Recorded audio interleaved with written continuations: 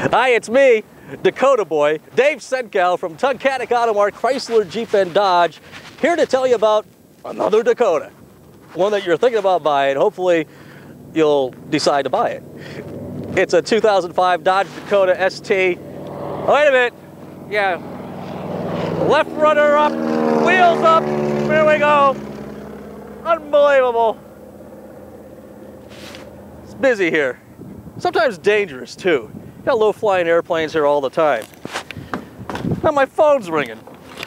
Yeah, it's the wife. Jeez. Yeah, baby. Yeah, I can't talk to you right now. I'm doing a video. We talked about this, honey. I'm doing videos now. Yeah. I don't know what time I'll be home.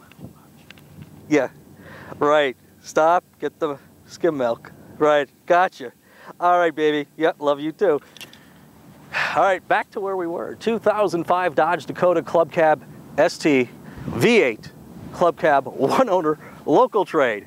Okay, good thing about this truck is it's a 2005, and as it says right here, it's got under 30,000 miles. 30,000 miles. Actually has 29,700 miles, give or take a few here and there. Local trade, as we said. It is a four-wheel drive, and it says here, hey, just show me the Carfax. Carfax one owner vehicle. And we have the Carfax right here. Now, probably see the commercial on TV, don't buy a vehicle without getting the Carfax report, all right? And here's the Carfax report on this particular vehicle, and it does verify that it is a one-owner vehicle and was bought here brand new. And the folks at Carfax go through a whole bunch. They go through like a gazillion records. They check things out like, was the vehicle ever in an accident? Was it ever in a flood? Was it ever in a fire? Was there any title problems with the vehicle? Any possible mileage discrepancies on the vehicle? This thing comes back clean as a whistle. And the documentation's right here for you too. I'll just throw that right in there. Come around over here. I'll show you over here on the passenger side of the vehicle some of the features of this vehicle. Now, this is an ST. I mean, it's a no-frills Dodge Dakota, but you know what? Back in the day, you were lucky if they even had heat in trucks, let alone air conditioning, as this one does. This has air conditioning. It also has an AM/FM stereo compact disc player too, all right? It's got some storage up front there, cup holders and some storage. And then back here, if you just swing around over here, I'll show you that this particular Dodge Dakota even comes with the rear jump seat. And I'm going to swing around the other side. You keep doing what you're doing there. I'm going to go around the other side here and show you a few things on this truck. Look at this, both sides open up. Pretty neat, huh? Okay, the rear jump seats, they just fold up if you need a little extra room there. Probably not going to have people sitting back here all the time, but if you need to go on a short trip somewhere and you need to, you can get, you know, somebody of a small stature back here without any problem. And when you don't have the seats down, you have a lot more storage. And here's something you never want to say on an airplane. Hi, Jack. Here's the jack for the vehicle. Actually, there's a compartment right over there where the jack would actually sit underneath this area right here. There's a piece of plastic there that comes right off, and then the jack actually slides in there. So that's why that's out. We just wanted to show you that the jack is here. So hi, Jack, but never say that on a plane. All right, up front, you have a split bench seat with a armrest here in the middle. As we mentioned before, the storage area. And right here, you have the switch here for the four-wheel drive. It's electronic four-wheel drive, so you don't have to actually, you know, shift a lever back and forth. All you do is just turn the knob from two-wheel drive to 4 high. And then if you want it to, you can go to 4 low. 4 low, you're only going to really use if you're in a real messy condition. Lots of snow, lots of mud, and you're not going fast.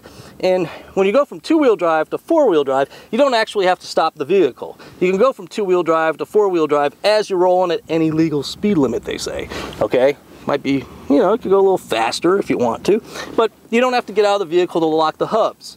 On certain vehicles, on four-wheel drive systems, even today, you still have to get out and stop the vehicle, get out, lock the hubs, and get back in, put it in four-wheel drive, and you're good to go. Here, you just Go 2-wheel drive, 4-wheel drive, and boom, you're ready. If you're going to go on a 4-wheel drive low, you do have to stop the vehicle because you basically go through neutral in your transfer case. All right, there's a little switch here too where you can actually turn the passenger side airbag. Yep, I forgot to mention, we have a driver side and passenger side front airbags, and there's a switch right here where you would just take the key and insert it in there, and if you have someone of smaller stature sitting in the passenger seat, you can actually turn the airbag off. Or, you know, in some cases, if you don't feel the person is airbag worthy, like my friend John when I ride with him, he always has the driver's side or the passenger side airbag turned off because he just says, Dave, you're just not airbag worthy. Thanks, John. But anyway, that's what that little switch there is for. As we mentioned, we have air conditioning and, of course, heat. And there's your AM/FM stereo CD player. Over here is your switches for your lights, even a switch for your cargo area light, which is pretty cool. And another neat thing too is back here in the back of the cab, you actually have some hooks here where you can, you know, basically take off your jacket or hang your jacket there, your favorite cap, or it comes in real handy. If you're picking up dry cleaning, you can just hang the hangers right back there and go on your way. So that's a pretty cool thing. And also on the side of the doors that open up here in the back, there's actually a cup holder, right? And a little more storage. So if you know, you're going through the drive-thru or something like that, or if you want to keep a can of glass cleaner back there, you can. But cup holders up front here too. I think I already mentioned that too. Let me give you a tip though. All right, if you're ever going to Dunkin' Donuts and you're going through the drive-thru, all right, and there's a Volvo or a Lexus in front of you, don't go through the drive-thru. Get out of the car, get in there and get the coffee yourself, because you're only wanting to get a coffee with cream in it, and then the person in the Volvo or the Lexus, well, they want one of those fancy schmancy coffees with the caramel and the cream and the sprinkles. That stuff takes forever. I just want my coffee, go. Other folks, well, they don't think like that. So remember that. Lexus, Volvos, Dunkin' Donuts drive-thru, get out, get the coffee yourself. You'll get it in quicker time than staying in the drive-thru lane. Just a little tidbit of information there. Nope, the vehicle does not have power windows or power locks. Whoop-de-doo. It's got crank windows, okay? And you know what? When the door is closed, I'll close this here, okay? Oh boy, that takes a lot of effort rolling over there and cranking that window up and down, doesn't it? Get yourself some exercise here. See that? You don't need power windows and door locks in a truck these days. Years ago, you're lucky if you had windows. Underneath the hood, pop this open for you. Hey, this is a nice grill on the front here, nice chrome grill, nice halogen headlamps, nice looking front end of the vehicle. Looks fast, doesn't it? Anyway, underneath the hood here, you have your Magnum. Clint Eastwood would be proud. It's a Magnum, 4.7 V8, all right? A lot of horsepower. I don't know exactly the horsepower, but I'm sure there's a lot, and I'm sure the truck goes fast and probably pulls a lot of weight too, okay? Everything underneath the hood is easily manageable for regular maintenance. Your engine oil dipstick, transmission fluid dipstick, here's where your engine oil goes. How do I know that? Well, I've been a mechanic for many years. No, it says so right there, engine oil. Otherwise, I wouldn't know where it goes. Right here is the engine coolant, right? And right here, this blue stuff, I know because it's blue, it must be windshield washer fluid. And plus, that must be the universal sign for windshield washer fluid right there on the cap. Only way I would know. Battery, red means something, the other side, I don't know. Okay, but that's where the battery is. And then your fuses and things like that are located underneath here, all right?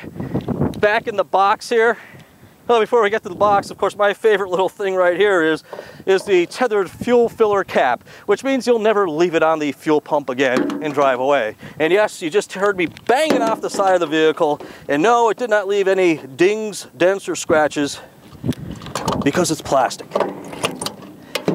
All right, a little 4x4 decal that everybody else is going down the road knowing, hey, he's driving a 4x4. And in the back, the previous owner did put a nice bed liner in here too, which is really good. You just throw anything you want in there without having to worry about scratching the box.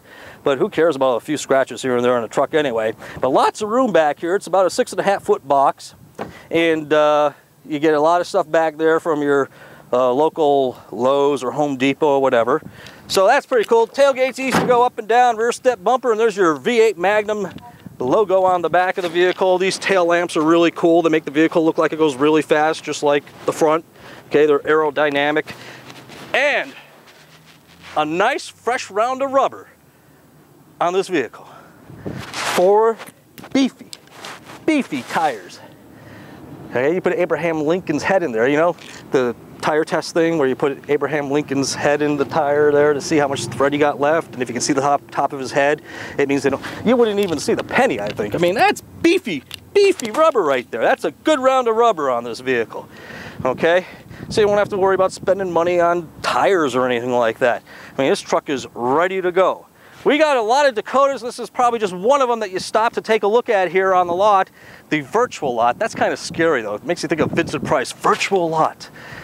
Smooth, scary. We appreciate you stopping by and taking the time to give us some consideration. Hopefully we'll see you here at the dealership real soon at Tunkhannock Auto Mart, Dodge, Chrysler, and Jeep, where we're selling new and used cars every day. Thanks for stopping by.